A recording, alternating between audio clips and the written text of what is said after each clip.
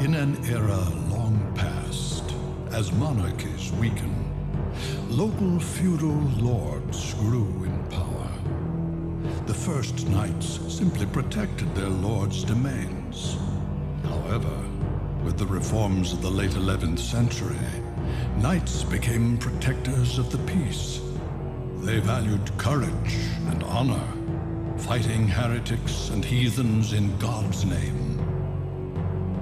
In this age, one company of knights was said to be invincible due to two men. Leon Belmont, a courageous man who feared nothing and whose combat abilities were second to none, and Matthias Kronqvist, a genius tactician whose learning made him an exception in a largely illiterate society. They trusted each other completely, and they were bound by an old friendship. However, sorrow awaited Matthias upon his return from a victorious campaign.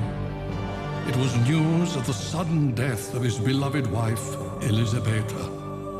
Matthias's grief was profound, and he became bedridden. A year has passed since then. Thanks to Leon's efforts, their company remains proudly undefeated.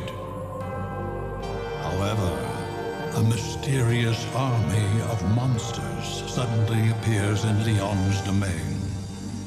The Crusades are raging in the east, and since the Church is focusing on fighting heathens rather than monsters, it has forbidden unauthorized battles.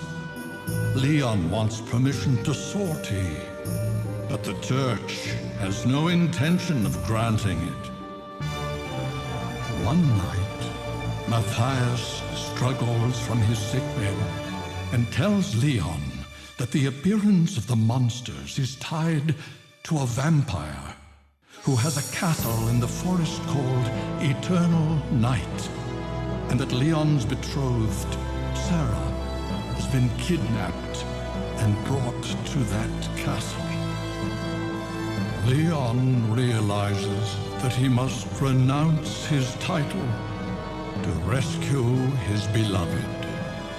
The forest is swollen with darkness, as if it would rob away everything, and only moonlight provides a ray of hope.